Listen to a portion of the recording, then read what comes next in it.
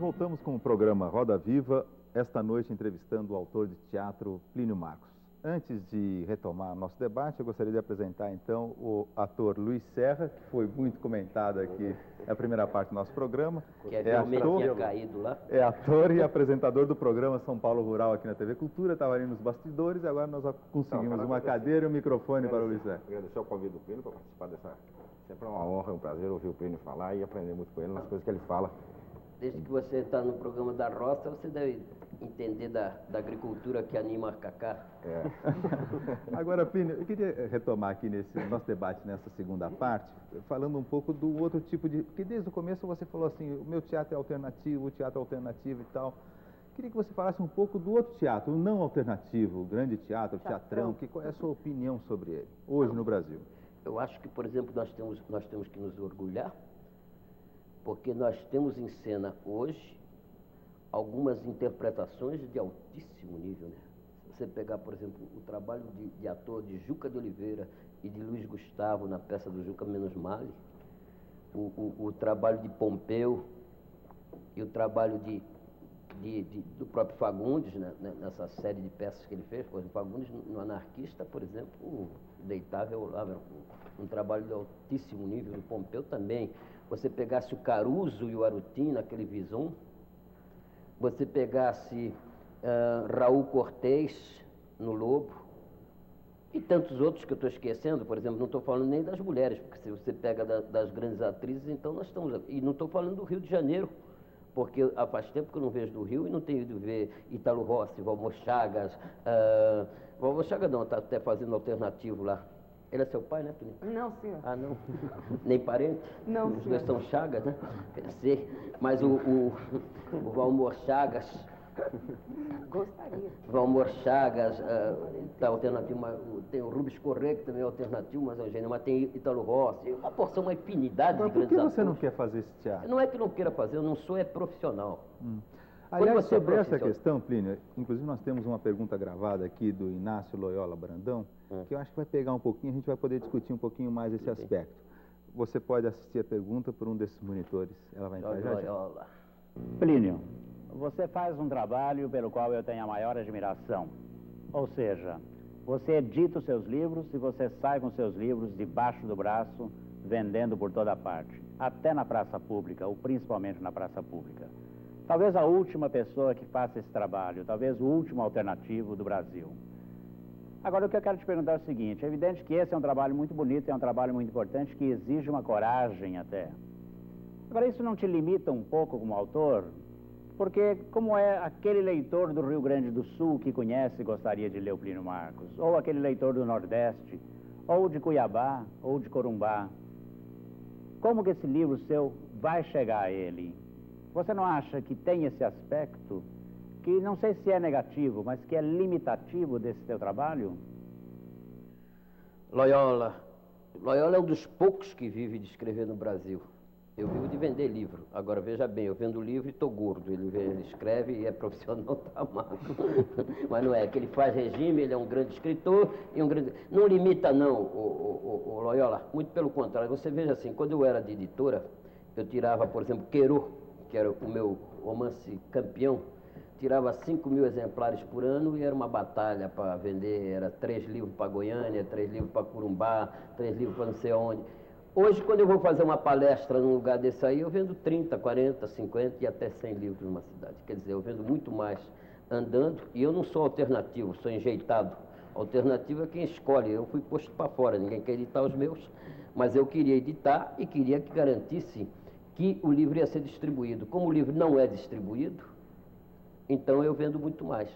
Não é uma limitação, é muito baixo. Pois eu Querô tirava uma edição de 5.000 exemplares por ano. Qualquer livro que eu vendo de mão em mão, eu tiro 15.000, 20.000 por ano, que é muito mais, não é? Plínio Quer dizer, o escritor é ruim, mas o camelô é ótimo. Mas o camelô anda camelando há muito tempo. Há muito tempo você faz o trabalho de vender livros nas portas dos teatros, nas ruas, nas escolas e tal. Mas outro dia você estava saindo do Gigeto, com esse teu arrastando as havaianas, e já de costas você virou e falou assim, já estou cansando desse negócio e tal. Claro, você está cansando de ser alternativo? Vender livro em terra de analfabeto com fome não é uma tarefa fácil, não é? Então, agora, por exemplo, eu cansei e dei um tempo, estou lá fazendo um show. Enquanto eu estou no show, eu não vendo livro. Mas não cansou de ser alternativo. Não cansou de ser alternativo. O que eu estava dizendo para o Tunico é ele. Eu sei. Não, de repente você se ofende. Questão de identidade. Aquelas coisas, esse agente de teatro é fogo. Mas, ô Tunico, eu estava te dizendo o seguinte, eu não sou profissional. Eu não teria, provavelmente, a sutileza dos meus colegas que escrevem, por exemplo, novela. Provavelmente não conseguiria. Então, eu não posso ser profissional. Então, eu tenho que escrever o que me dá na cabeça, o que me apaixona. Então, outro dia, conversando com o Zé Ramos Teorão, a gente começou a falar de Chico Alves, de Chico Viola, essas coisas todas. Aí me entusiasmei para escrever a peça por ele. Mas nem me passa na cabeça quem é que vai montar. Eu escrevo e deixo lá. Eu tenho uma peça que está... Que o pessoal fica todo entusiasmado para escrever, está guardada para o meu Kiko, né? O Kiko da gente é o Queiro, ou faz com o Kiko ou não faz. Desde que ele nem sabia que ia ser ator, eu já sabia que era ele que ia fazer o Queiro. Porque, pô, eu escrevo assim, por exemplo, não tem nenhum jeito, por exemplo, de eu escrever a Madame Blavatsky que não fosse a Valdeirês que fosse fazer. Ou ela faz ou não monta. Palavras de um palhaço, ou ela fazia ou não montava. Porque eu não sou profissional, não vivo disso, já sei que não vou ganhar dinheiro mais mesmo. Agora, você acha que vender livro, e desculpe a insistência nessa questão, porque a gente gosta tanto de você, gostando da sua obra, que a gente gostaria que a sua obra tivesse, que você tivesse toda vez sendo encenado, tivesse no teatro o tempo todo e tal, né? Agora, então, quando você sai para vender livro na rua, será isso te dá alguma coisa, algum incentivo, te inspira alguma coisa? Porque eu acho que não, a minha impressão. A verdade é mole, né? A verdade é mole. Eu pego o meu livro, por exemplo, vou lá na porta do Teatro do Cacá, que é um sucesso retumbante. As pessoas vão entrando lá, e junto tem o Fagundes, 2 grandes teatros juntos ali funcionando. As pessoas dizem assim, esses dois canalhas lá dentro fazendo sucesso e você aqui fora, me dá 3 livros. É meia hora de trabalho, rapaz. Eu não nasci para trabalhar, assim, porque quando nasci para ser bom vivant. Se eu fosse trabalhar, eu arrumava emprego. Então é mole, não tem eu digo assim, do ponto de vista da sustento. experiência, da inspiração, inclusive, para poder escrever alguma coisa. Porque quando você trabalhou em teatro, em circo, quando você trabalhou no Porto, e tudo aquilo, é claro que te ajudou a você fazer as suas peças. Mas não tinha consciência, Tunico. Não tinha consciência. Não tinha consciência. Na verdade verdadeira, veja bem, existem as coisas que você sabe e as coisas que você compreende. Todos nós sabemos que o país está miserável, mas não compreendemos direito o que é a miséria. Portanto, não compreendemos e não fazemos nada pela miséria. Então, isto que é fundamental. O que fica em você é teu. O que tu sabe já fica discurso. Então, você vai vender livro, você não está se preocupando, você vai lá, vai brincando, é uma brincadeira, fala com as pessoas. E você consegue se sustentar com isso aí? Hã? Você se sustenta com a venda de livros? Você vê que nós estamos vendo aqui gordo vendendo livro internacional. Como agora os seus filhos também estão fazendo sucesso, né? Talvez, como seus filhos estão fazendo sucesso. O Leonardo toda hora ameaça de me sustentar. Ele pensa que eu tenho alguma coisa contra. Acho que filho é para isso. Será a primeira vez que eu serei sustentado por homem, mas o que eu posso fazer? A Valdeirês, por exemplo, vai estrear uma peça, eu espero que ela faça sucesso para me dar pensão, né? Que eu sou a favor de receber pensão. Quicão, mais cedo ou mais tarde, vai ser um sucesso, porque o Kiko da gente é um grande ator, é bonito, é talentoso e está tocando clarinete maravilhosamente. E a Aninha, esta será um retumbante sucesso. Plínio, esse substitutivo do Centrão, que provavelmente será aprovado, o Centrão é não o nosso, garante, rapaz. não garante a liberdade de expressão no país. Quer dizer, você que é o inimigo público número 1 da censura, como é que você está vendo a questão da liberdade de expressão nesse momento? Eu não sou o inimigo número 1, nós todos aqui presentes, os atores, os jornalistas, nós sabemos disso mais do que ninguém, o Cacá, que se não houver liberdade total de expressão, não pode haver preservação dos direitos humanos.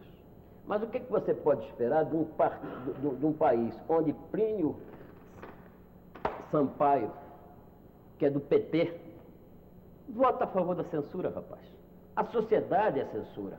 Eles têm um tremendo medo de que as pessoas falem e pensem livremente. Imagina deixando uma fera brava que nem Calói fazer o teatro que quiser, disser o que quiser, sem nenhum controle. Cai a sociedade deles, as instituições estão podres. Eles não entenderam ainda que para a gente viver bem não pode haver mais instituição, não pode haver mais igreja, não pode haver mais exército, não pode haver mais casamento, nem família obrigatória. Então eles entenderam isso, eles se defendem da gente. Então a liberdade de expressão para eles é uma doença. Então vem um cidadão, é Sampaio, né, o nome dele? Plínio Sampaio? Plínio de Arruda Sampaio. De Arruda Sampaio, que é do PT e em nome de um compromisso que ele tem com a igreja, vota a favor da censura, rapaz. O que tu vai esperar da direita? O que tu vai esperar do Robertão ou daquele lá, aquela cria do Lacerda lá, o Amaral Neto? Só o que você vai esperar deles, rapaz? Se a esquerda vota a favor da censura? Então é terrível, né? Agora, eles sabem muito bem que se deixar a gente pensar e falar, cai toda a instituição. Você acha que a liberdade de expressão pode, que um teatro livre tem esse poder? Quer dizer, teve uma época que você não era, agora é possível. Você acha que a balada de um palhaço era isso, companheiro. Jovem, você que é um guerreiro, né? Porque você faz uma revista de teatro no Brasil, fazer uma revista de teatro no Brasil é uma tremenda ousadia, né? É uma loucura, é uma maldição. Essa que é uma alternativa. Mas então você veja, a balada do palhaço era isto, é o que aconteceu conosco. Nós ficamos exauridos lutando contra a censura, contra a ditadura, toda hora perseguido, toda hora preso. E não era, você diz assim, mas era fulano que era preso, não era fulano. Qualquer um de nós que caía era como se nós caíssemos. Quando você pega os formuladores, você pega Zé Celso, você pega Boal, você pega o Ferreira Goulart, que eram formuladores, e essas pessoas têm que sair do país. Foram obrigadas a sair do país porque não podiam formular mais coisas. Nós, artistas, era fácil censurar, mas os que formulavam, esses tiveram que ser realmente postos para fora do país.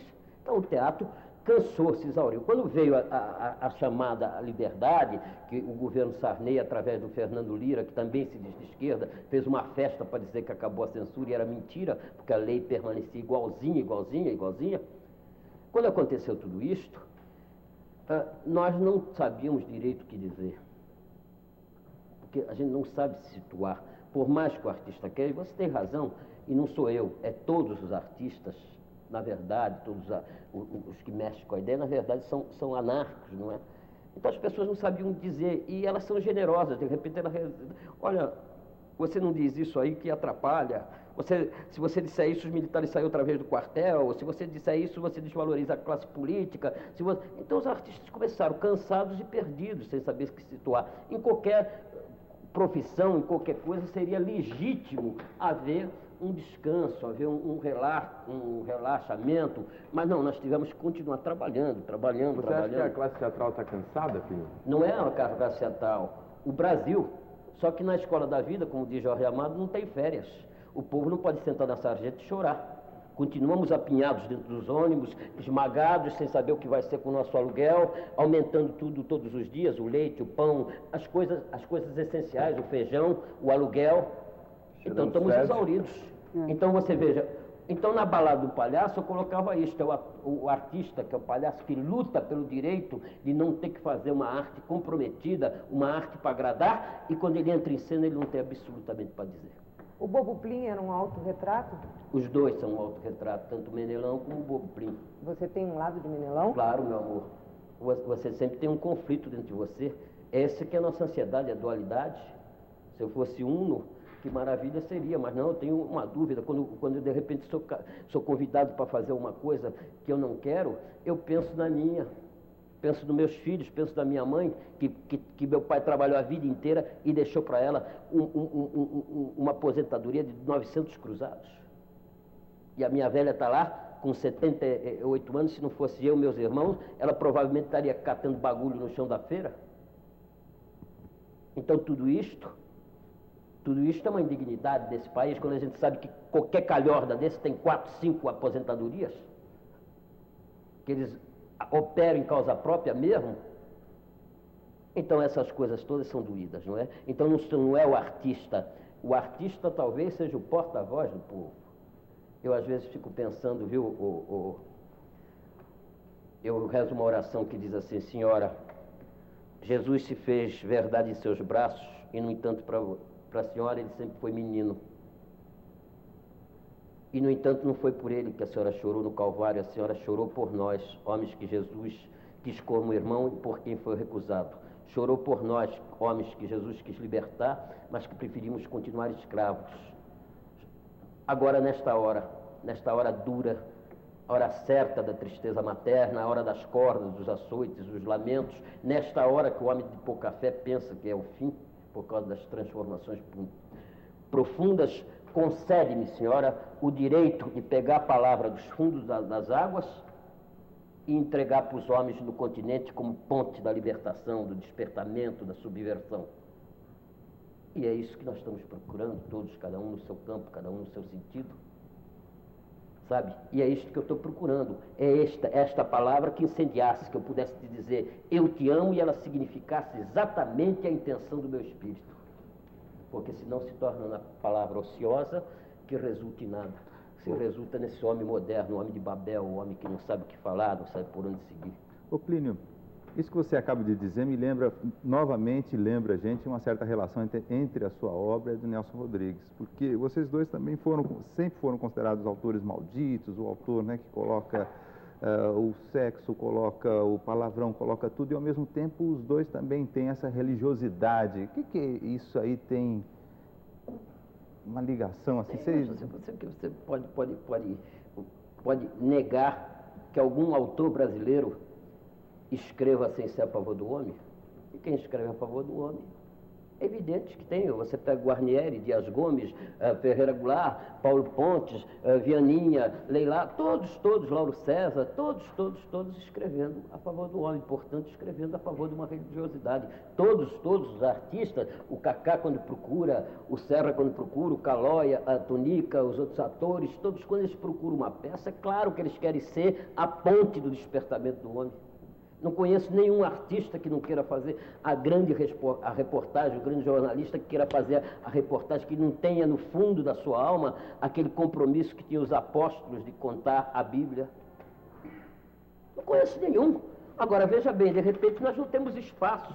A nossa luta, a gente de repente fica caído. Veja bem, eu lutei contra a polícia como jornalista, nas Folhas eu vi minha cabeça ser trocada com a Polícia Federal, na Veja fui despedido, na República fui despedido, não sei onde fui despedido, o jornal Movimento, que era o jornal onde eu trabalhava de graça, foi apreendido, fui processado tantas vezes, e de repente quando vem os caras falam, agora tem liberdade de expressão, você não tem onde falar. Você não pode entrar na Bandeirante, não pode entrar não sei aonde, não pode entrar no canal do Silvio Santos, não pode trabalhar aqui, não pode falar nesse jornal, não pode dar entrevista nesse. É claro que, evidentemente, que isto é uma força bruta. Agora, você não acha que, por exemplo, essa marginalidade que você está vivendo, que você sente, quer dizer, você estava falando de grandes interpretações de grandes autores, mas se você comparar com a década de 60 em termos de espetáculos, de diretores, o teatro está muito menos importante do que foi naquela época, em termos para a sociedade, né? Então, mudou o teatro, mudou o Brasil. O que aconteceu com o teatro? Que o teatro está tão por baixo. Olha aqui, quando um ator estiver em cena representando com grandeza absoluta, como neste prezado momento representa o Cacá, que está aqui presente, o Serra recentemente representou, e a Tunica sempre representa, na Blavatsky, por exemplo, ela era de uma força, Calói, na minha peça, também era de uma força, de uma coragem. Quando essas pessoas estiverem em cena, você pode ter certeza que o teatro está vivo. Então você veja, eu vou te dizer uma coisa, é claro que você não acompanhou, mas em 64, quando teve o golpe militar, as pessoas estavam desesperadas e fizemos uma reunião para saber o que seria de nós. E a alma grande, este mestre do teatro brasileiro, Alberto da Versa, dizia o seguinte: os atores representam os grandes textos. Nenhum censor vai ter coragem de proibir um Shakespeare. Nenhum vai proibir esses grandes autores que são heranças espirituais de toda a humanidade. E se eles se fizerem grande, quando o autor puder escrever, vai ter que escrever para esses grandes autores. Então, neste prezado momento, se nós escritores, os poetas todos que estão aí, estão exauridos, e está chegando agora, então, a geração de Léo Lama, de Kiko de Barros, de Aninha, das meninas da Blasfêmia, daquela Aninha Cafuri, da Rita Malou e do Lage, e dos jovens diretores, e eles vêm chegando, com certeza eles vão ter que escrever para grandes atores. Veja, por exemplo, Cacá é um jovem ator e é novíssimo. Daqui a 2, 3 anos você vai ter que pegar e escrever para ele. Então você que está começando, o outro vão ter que escrever para o Serra. Isso te obriga a escrever para nós todos. Porque você fala, em 60 começou a aparecer uma dramaturgia. Você acha que a existência de uma dramaturgia é fundamental para que exista um teatro forte? Não, os atores são fundamentais. O artista do teatro é o ator. Não existe essa coisa. Ninguém vai pagar a entrada para ver Nelson Rodrigues, para ver Guarnieri, para ver Plínio Marcos. Todo mundo vai pagar para ver os atores. Eu vou no teatro para ver os atores.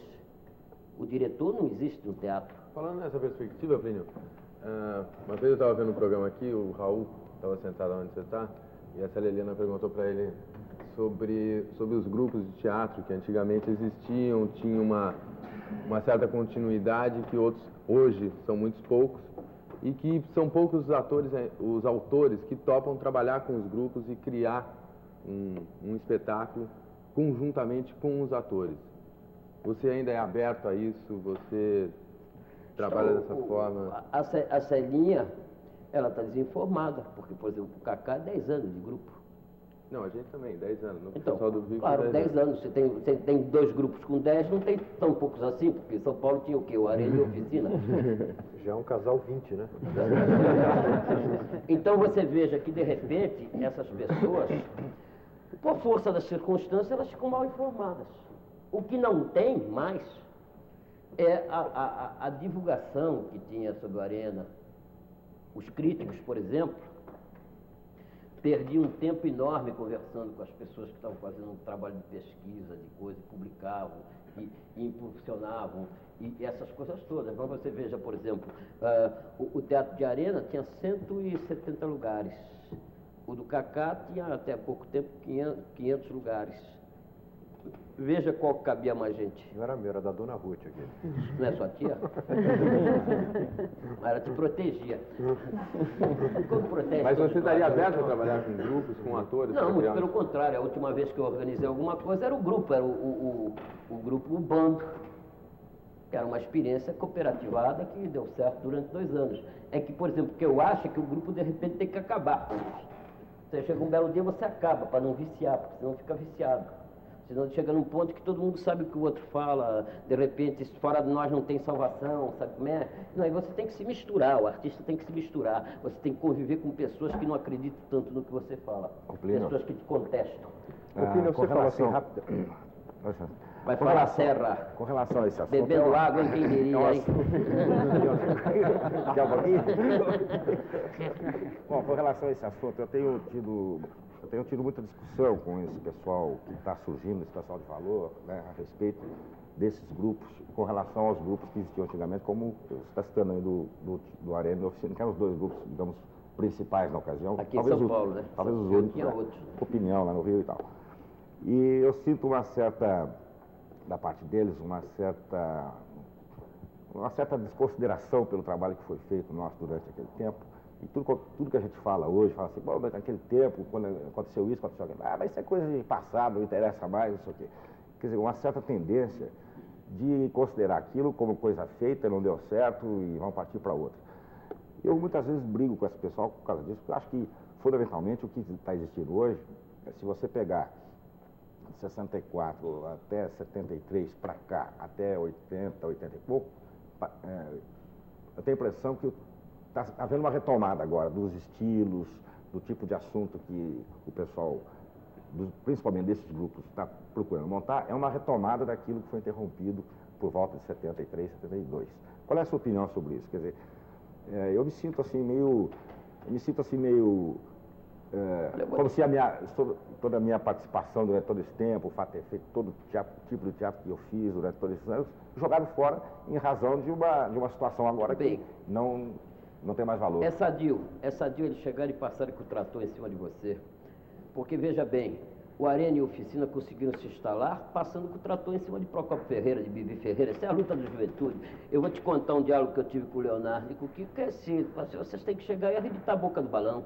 Se você começar a me respeitar, papai é melhor autor, você não faz nada. Tem que chegar e falar que é uma coisa horrorosa. Já era, porque senão você não ocupa o lugar. Você tem que vir com o seu. Sabe, por exemplo, na Balada do Palhaço, uma das coisas mais bonitas que eu escrevi na minha vida, eu gostava tanto daquilo, eu dizia assim, quando eu fui começar em circo, as pessoas vieram e me diziam assim, olha, tem um gordo que faz dupla com um magro engraçado, eles são, ó, tem um que tem um bigodinho que ridicularizou um coisa, tem um que tem uma calça pela canela, tem um... Eu só não podia ser eu mesmo. Por isto que a minha carreira de palhaço frustrou, porque todo mundo tinha uma referência, a nossa cultura é de comparação. Ô Serra, se de repente eu te acho um magnífico ator, mas se de repente eu pegar o Kiko e mandar pegar e falar assim, ó, faça como Serra, já tem Serra. Não é nesse sentido que eu estou falando, Plínio. Como você, como foi dito aqui, quer dizer, você criou... Não acaba. Você pode, por exemplo, o Procópio Ferreira foi mandado para o interior, só andava pelo interior, mambembando. A Bibi Ferreira, esta mestra, esta criatura dourada, não existe neste prezado ninguém mais completo do teatro brasileiro que Bibi Ferreira. Esta mulher, ela teve que ir para Portugal, não tinha lugar para ela, rapaz, quando o TBC entrou. Mas não acaba. De repente, por exemplo, eu me lembro quando apareceu Jaime Costa fazendo um musical, todo mundo falou, mas meu Deus, de onde surgiu esse ator? Esse ator não surgiu, ele sempre existiu. Nós é que não acreditamos mais nele para ocupar um espaço. Mas depois ele tem tanto talento que ele fica lá. Não tem como você tirar, você, por exemplo, claro que, por exemplo, o Leonardo tem que sair por aí e falar assim, pô, meu pai já era. Senão ele pode falar, não, meu pai é bom, eu tenho uma pecinha. Não existe isso, rapaz. A juventude tem que pegar e seguir o livro. Você era lixo, sim, por isso que não deu certo, era um bando de idiotas. Eu só contra essa postura deles querer ganhar o espaço e tem que... Para ganhar o espaço tem que falar mal. Nelson Rodrigues só era maravilhoso porque ninguém podia falar do Nelson Rodrigues, sempre tinha 2, 3 para falar mal. Aí tinha um que defendia, então ele ficava em evidência. Não tem disso. O jovem tem que pegar e desconhecer mesmo, mas não desconhece tanto assim, tanto é que, por exemplo, lá o Humberto Maiani, o Marquinhos Santista, o Fauzi Arap está organizando aquele negócio de representar, o Chico de Assis, esse magnífico dramaturgo que é de tanto sucesso, inclusive Xandu Quaresma, está dando aula de dramaturgia, fica toda a juventude lá no Inacem. Então você vê que ele não está perdido o elo. Mas quem chega tem que chegar com tudo. Claro. Sabe, era aquela coisa. Eu me lembro que eu desacatava mesmo, eu era folgado, que só colarinho. A Patrícia Galvão uma vez escreveu no jornal lá de Santos, na tribuna, o Tunico conhece bem e sabe o que significa você ser pichado dentro da tribuna em Santos. Acabou. Então, a Patrícia botou assim na manchete do jornal, este analfabeto está esperando outro milagre de circo. E me esculhambava, botou um retrato meu assim, grandão, com gravata borboleta e tudo. E bumba, meu boi. De noite, falei, pô, Patrícia, você ficou louca? Você é minha amiga? Eu falei, assim tu aprende. Tu não gosta da guerra de geração? Só quer dar porrada e não quer tomar? Então toma pra tu ver como é bom. Aí bebemos junto e ficamos dando risada, só que eu era vaiado em público, parecia que eu era o único analfabeto de Santos, quando passava tinha um programa de rádio especial para me esculhambar. Então, essas coisas todas, porque é a luta normal, sabe? Que é isto que é a vida, isso que é o sangue, isso que é maravilhoso. E no dia que te respeitarem, você deixa de ser o grande Serra que você é. Falando de guerra de geração, você falou, num momento da tua carreira, você trabalhou para televisão, fez sucesso em televisão. Hoje você disse que as televisões não te chamam mais. Porque você não quer ou porque você acha que elas não têm espaço para você? Oh, meu amor, por exemplo, o meu amigo Oswaldo Loureiro me chamou para fazer uma coisa chamada, como é que era? Sentir firmeza. Eu não condeno nem que vai, tem vários colegas que estavam desempregados para ir lá. Para começo de conversa, mesmo que ele quisesse, a Bandeirante não ia deixar como não deixou. Como o Carlos Alberto de Nóbrega me convidou para fazer o Praça de Alegria dele lá na Bandeirante, e depois não pôde confirmar o convite porque eles não deixaram. Mas você iria? Não, não iria. Eu não iria porque eu não posso. Veja bem, eu sou uma pessoa que faço uma média de 3 palestras por semana em igrejas, em periferias, em favelas, em colégios, em interior, essas coisas todas pelo Brasil inteiro. E digo determinadas coisas que daí não permitem que eu apareça fazendo outras. Concordo. Então eu posso aparecer aqui neste programa, aqui brincando, eu vou dizendo todas as minhas coisas, que então as pessoas... Mas eu vejo que o que está acontecendo com a juventude brasileira é exatamente isso. Não sei quem me perguntou, se foi o Calói, né? Que a juventude estava... Então, o que eu vejo com a juventude, que ela está desacorçoada do cara que faz um discurso bonito e não cumpre. Uhum. E o que me tem diferenciado, e que a minha religiosidade me obriga a ser, é uma pessoa que procura viver o seu próprio discurso. Então eu não posso aparecer numa favela dizendo uma coisa lá e de repente para aparecer na televisão fazendo outra coisa. Eu não posso fazer, por exemplo, comercial de televisão, porque eu abomino comercial. Sabe, eu acho que é apregoar a loucura. Você pegar pessoas que não podem comprar e insistir que elas comprem. Então não posso fazer, então eu vou ter que pegar, morrer na sarjeta, se for o caso, mas não posso fazer isto, porque eu sei que a molecada não acredita do padre, não acredita do professor, não acredita do pai, não acredita do artista, não acredita de ninguém. Por quê? Porque ele não tem um parâmetro de honestidade. Então, se eu vou lá e converso com eles e vejo que tem isto, eu tenho que garantir meu taco, e é o que eu estou fazendo. Mas o que você acha da televisão que está sendo feita no Brasil atualmente? A televisão tem dono, né?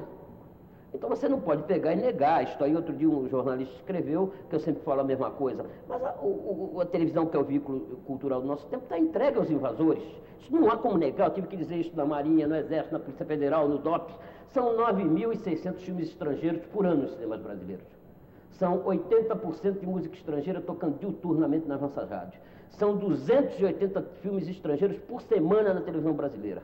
Esta massa de cultura de consumo, ela não está aí por acaso, ela está aí para esmagar as manifestações espontâneas do povo brasileiro, para descaracterizar o homem comum brasileiro, para mesquinhar o mercado de trabalho do homem brasileiro, do comunicador brasileiro, impedindo que a gente possa discutir os aspectos culturais da nossa profissão. E se você quer ver, hoje, em plena crise econômica, o Brasil gasta muito mais na importação de cultura de consumo do que na importação de petróleo. E ninguém vai falar em economizar nisto, porque para a gente vender café, soja, sapato lá nos Estados Unidos, nós temos que comprar essa bagulhada. Eu me apresso a dizer que sou contra as fronteiras, sou contra essa ideia de país, essas coisas todas, mas eu não posso aceitar o mundo sem a participação cultural de um povo onde eu me criei. Não posso aceitar o mundo sem birimbau, sem caipirinha, sem bumba meu boi, sem feijoada, sem farofa, sem macumba. Então eu quero que seja a recíproca verdadeira, eu quero um espaço de criação. Então nós não temos mercado de trabalho. Então esta televisão é mal feita. O jornalista, de repente, não pode ter compromisso com a notícia. O ator não pode discutir os aspectos culturais do seu trabalho. Então é ruim. É muito ruim a televisão que está sendo feita. Você topa fazer um teleteatro aqui na Cultura? Fui convidado, apareceu um rapaz em casa. Ele foi lá em casa e queria adaptar uma peça minha. Eu perguntei se ele sabia se Plínio Marcos estava vivo. Que se eu estava vivo, eu mesmo podia adaptar. Ele falou que não, que tal, que ele queria adaptar, que era uma chance dele. Eu achei o garoto, o rapaz bom, Roberto, o seu sobrenome dele, dei uma peça para ele adaptar chamada Homens de Papel, onde ele ia ganhar mais do que eu. Mas eu dei. Ele falou que precisava entender de televisão. Eu falei, tá, muito bem, então você vai lá e faz a adaptação.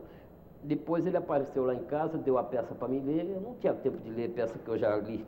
Então eu peguei o Marquinhos Santista, que é um amigo, um bom diretor, eu dei para ele ler, ele achou que estava ótima a adaptação. Devolvemos a peça para o garoto, falou, pode fazer. Ele veio aqui e proibiram. Isso quando?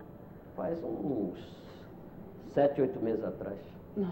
Proibiram. Agora, desta vez eu peguei, ano passado no Carnaval, uma figura falou assim para mim, olha que eu indiquei teu nome lá no Canal 2, eles não deixaram. Este ano eu peguei no pé do Roberto Oliveira. Que história é essa, não me deixar trabalhar no Carnaval? Muito pelo contrário. Ano passado eu falei do teu nome e os caras falaram que você não quer mais trabalhar. Mas eu quero, pô, claro que eu quero. O Carnaval, vou ter que ficar na avenida mesmo. Já falo lá, olha aí, não sei o quê. Então eu já me pus para trabalhar. Qual é a sua escola? Você que pode falar aqui, você vai cobrir? Não, não tem escola, porque, por exemplo, nós éramos agitados, eu, Geraldão, Toniquinho, Zeca da Casa Verde. Nós, na verdade, incrementamos, eu que incentivei o Inocêncio Mulato a fazer a primeira roda de samba de São Paulo, que era a camisa verde e branca da Barra Funda, eu que incentivei o Geraldão a fazer a roda de samba do Paulistano, eu com a Valderez, com o Roberto Rocco, com a Bete Rocco e com tantos artistas, com o Alexandre Porra, que fundamos a banda Bandalha. Então nós sempre agitamos o carnaval, entende? Agitamos, Carlão, o jovem Carlão, que agora tira a banda do Redondo, desesperado, porque as outras bandas cada vez todas querem inaugurar o Carnaval de São Paulo, já estão saindo em janeiro do ano passado. Para ser a primeira, né? Aquela coisa toda. Então nós temos aquela banda maravilhosa, que era a banda Bandalha, que era bonita. Me lembro que o Estadão punha guarda reforçada na porta do Jaraguá, com medo que eu passasse e tirasse pedra. Porque eles pensavam que era passeata, né? Que a banda de São Paulo, o Carnaval de São Paulo, tem uma Eles confundem um pouco banda com São Silvestre, né? João de Pressa.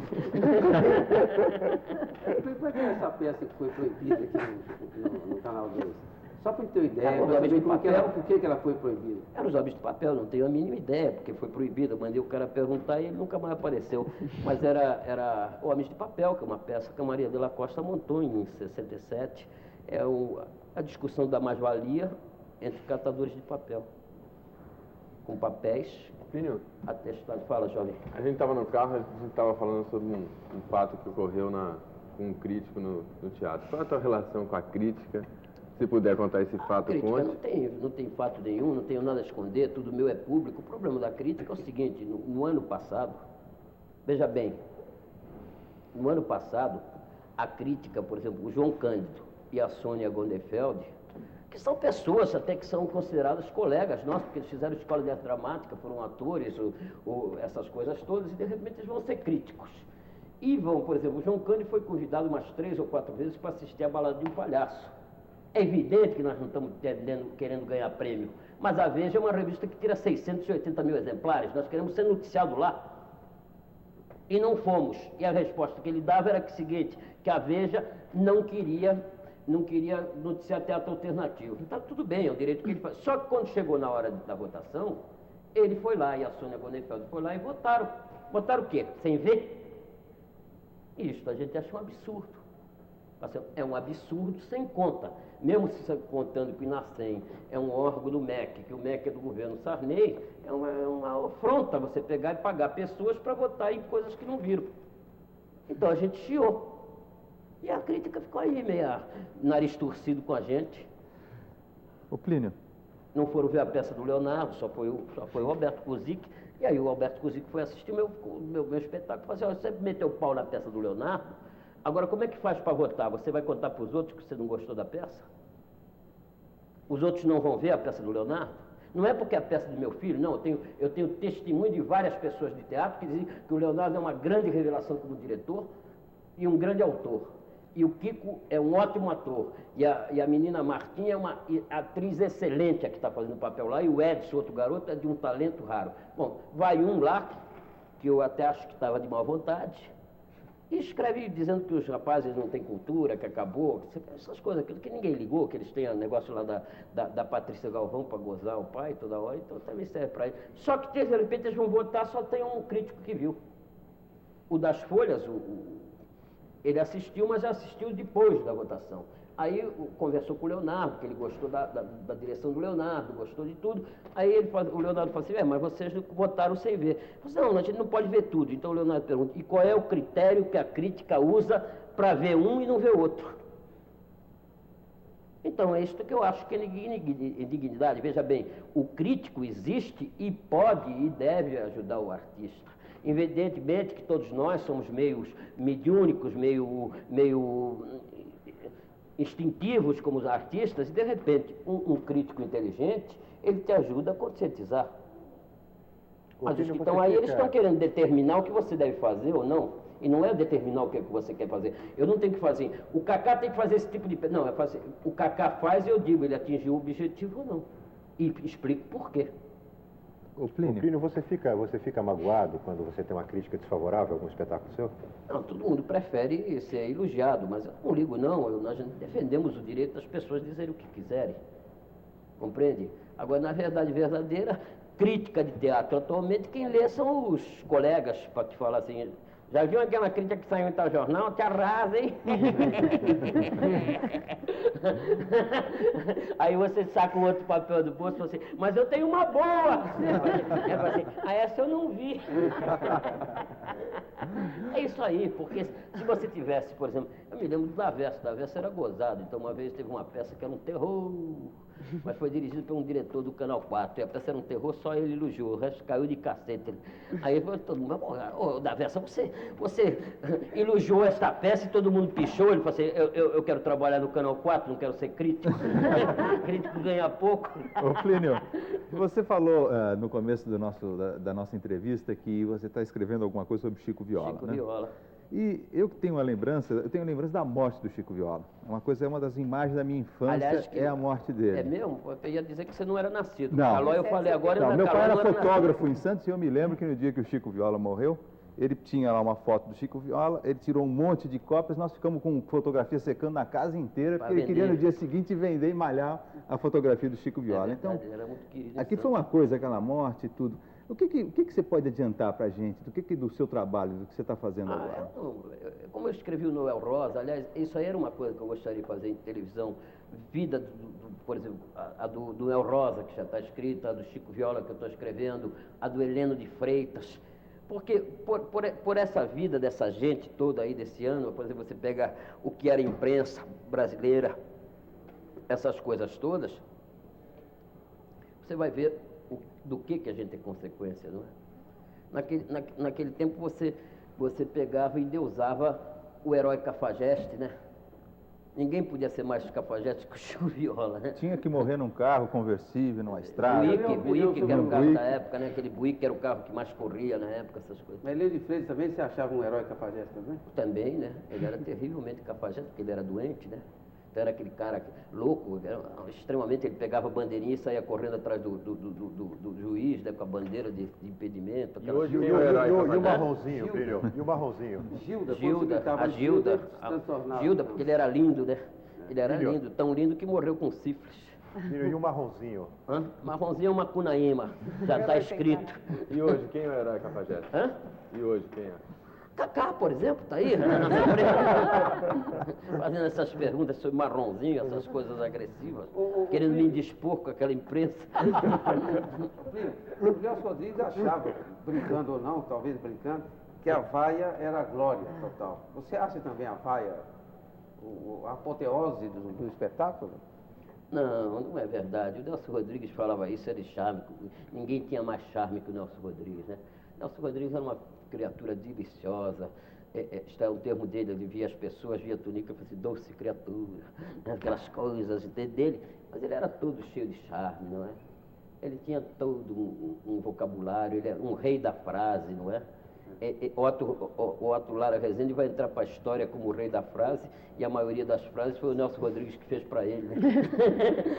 Que inventava, né? Essas coisas todas, botava os amigos no nome de peça, né? E eram coisas maravilhosas, não é? Assim, porque, veja bem, nós estamos perdendo um pouco, sei lá, pela vida moderna que está cada vez agitada, nós estamos perdendo aquela poesia que havia nas redações, não é? Eu ainda cheguei a trabalhar com o Samuel Weiner, uma maravilha, né? Uma pessoa cheia de poesia. Nelson Rodrigues era uma pessoa encantadora. Ele começava a escrever aquela vida dele, a vida como ela é, aí saía para tomar café, os caras continuavam escrevendo para ele, ele voltava, continuava dando os caras parados, nem pegava, nem ligava, né? Era um negócio incrivelmente... Até bizarro, assim, como eu ia dizendo... Plínio, você falou da vida do Chico Viola, e a vida do Plínio Marcos? Você tem vontade de escrever? Você pensa numa autobiografia? Você anota coisas? Como é que é a história da tua vida? Porque você veja, a vida, na verdade, nós vamos ficando muito...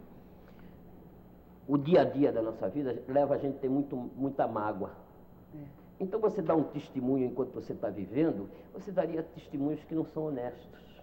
Que são pessoas, às vezes, boas, que se dispuseram com você, e aí você vai escrever uma biografia, vai pegar, dar uma paulada no cara, coisa que você não faria depois de 50 anos, não é?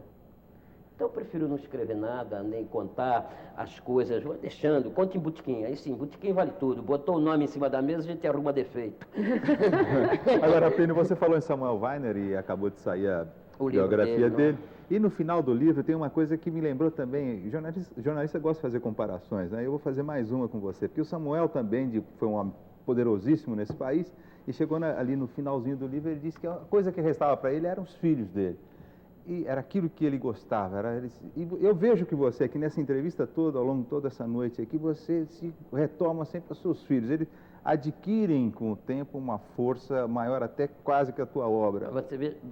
Você veja que eu me refiro ao pessoal do teatro e ao pessoal da boemia também com muito carinho. O que me diferenciava do Samuel é que o Samuel era um homem muito magoado, embora não parecesse.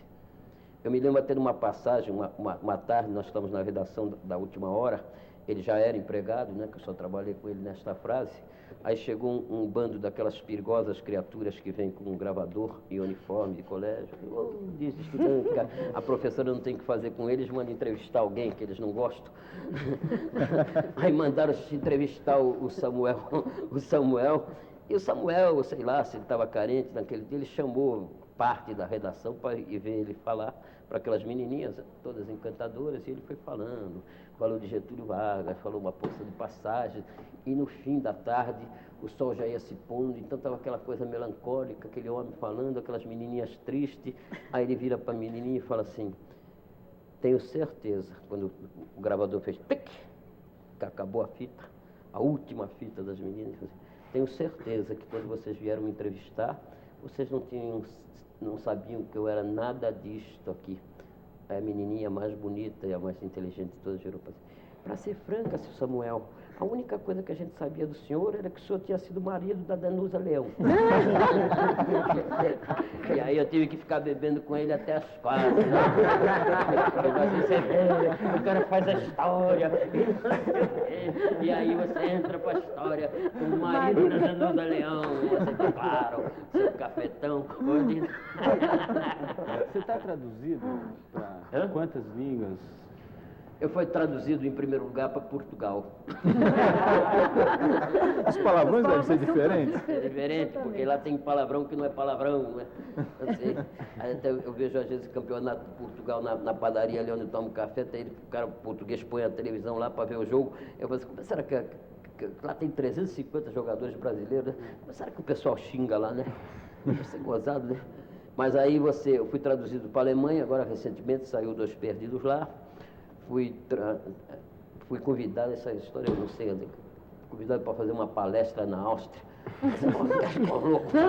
Mal falo português, eles não vão entender coisa nenhuma. De sandália na Áustria, de sandália, né, com aquele frio lá falando, ainda de repente eu não aprendo a língua deles e esqueço a nossa. Você nunca saiu do país? Hã? Você nunca saiu do país? Quiseram, mas eu não fui. O que você fez na passagem? Isso eu achava engraçado que você conta. Engraçado não é bem o termo, mas eu gostaria que você lembrasse uma coisa. Você já ganhou algumas mulheres, eles sempre dão passagens para quem ganha e para a França. E o que você faz? Quem é que foi com aquelas passagens para a França? Nas duas primeiras, nós vendemos e demos para um grupo da Faculdade de Filosofia, que tinha que levar algumas pessoas na bagagem que não podiam mais ficar aqui. E as outras duas, que coincidiu que a Valderez também ganhava, eu vendia a minha passagem e dava o dinheiro e ela ia para a França, porque ela tem que ver, tem que se informar, é uma atriz maravilhosa.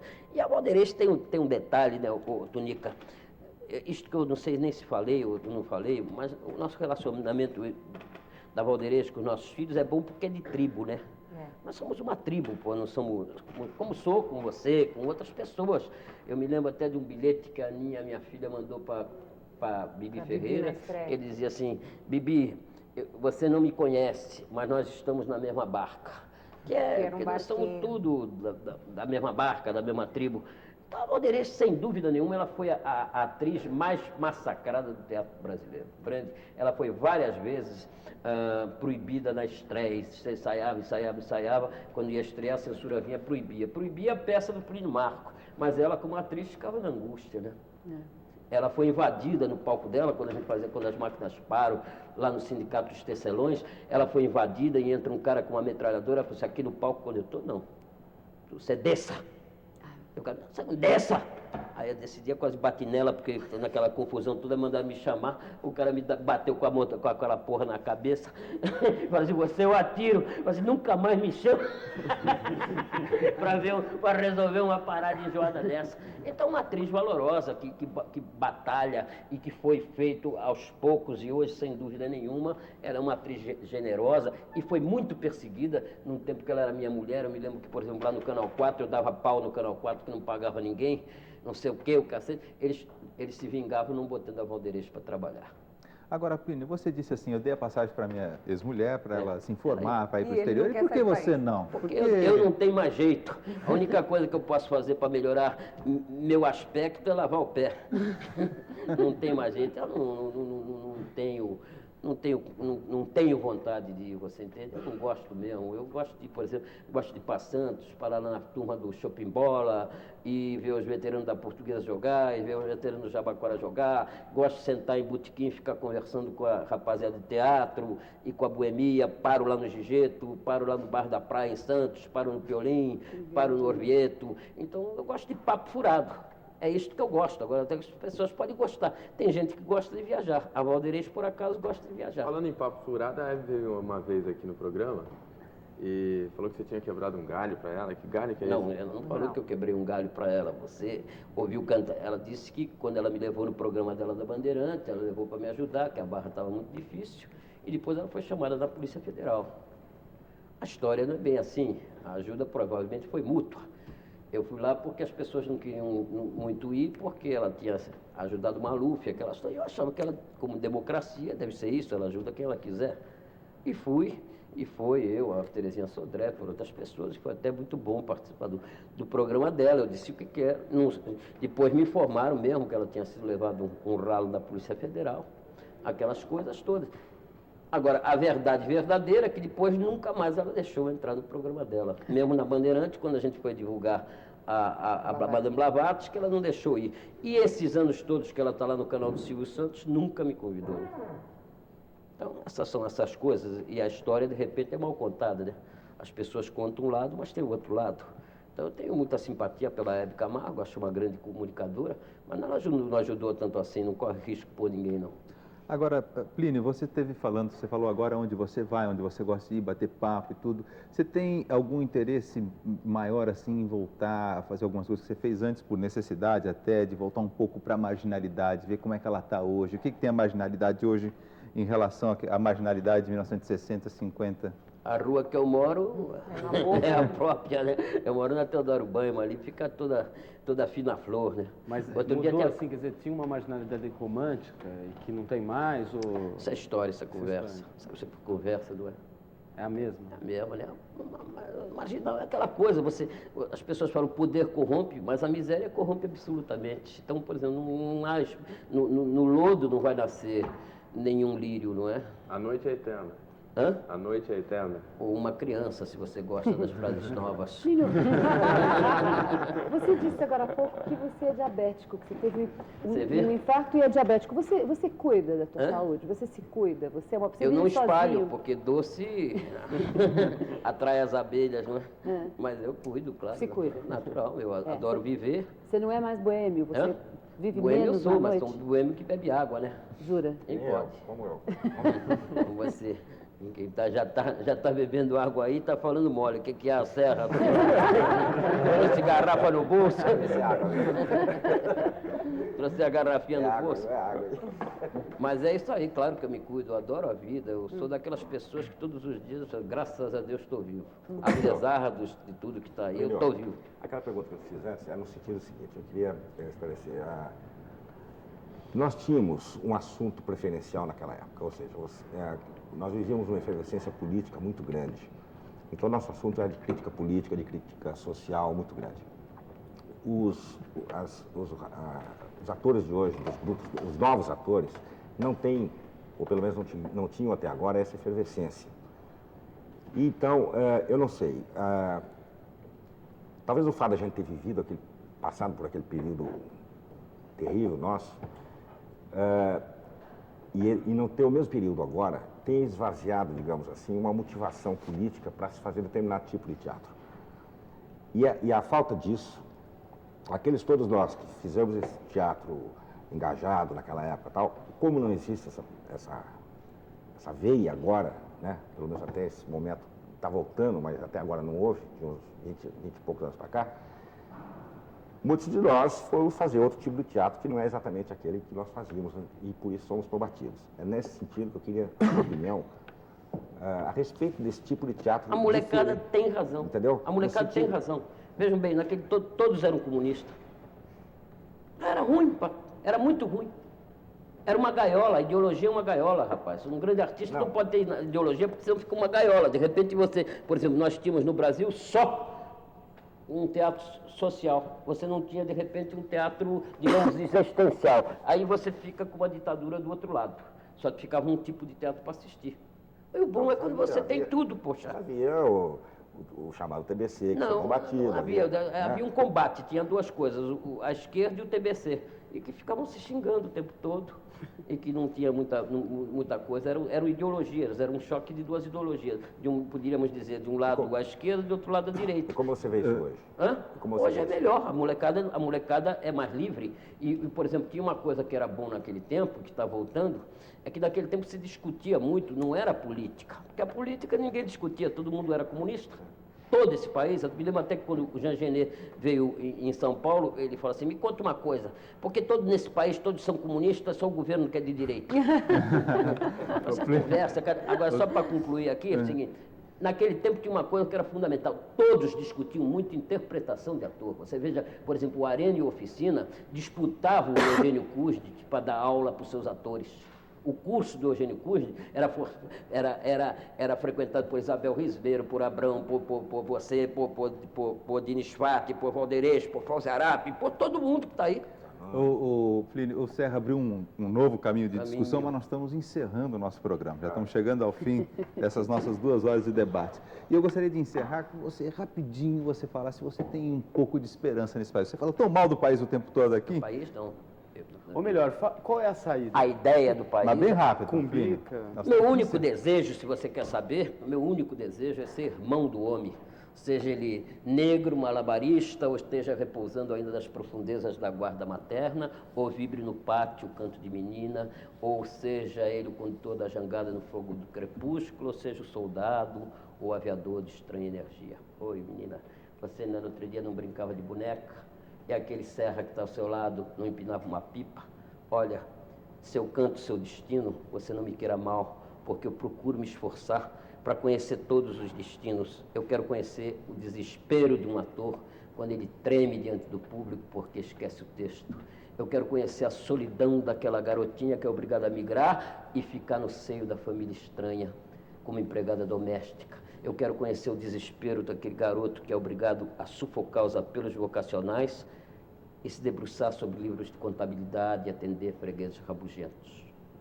Eu fui tantas e tantas vezes o cantor das canções soluçantes, o carregador amargo da amargura, o sonhador dos sonhos inúteis, o perdedor de salário miserável. Mas agora eu quero cantar o destino do ser humano. E se de alguma maneira eu arranhei seu coração nessa noite, não me queira mal. Arrebenta em soluço e chora comigo, porque eu tenho esperança, porque eu tenho fé, porque eu sou uma pessoa de teatro e por causa disso eu confio muito, porque eu pus filhos no mundo e amo tanto quanto você, criança de hoje. Por causa disso tudo, eu só tenho um desejo. É o desejo de pertencer a você, assim como eu gostaria de pertencer a toda a humanidade. Muito obrigado, Plínio Marcos. Muito obrigado a todos que participaram desse debate desta noite. Obrigado ao pessoal da Escola de Teatro Macunaíma, que participou aqui nos nossos estúdios. E o programa Roda Viva termina nesse instante, mas volta na próxima segunda-feira. Boa noite.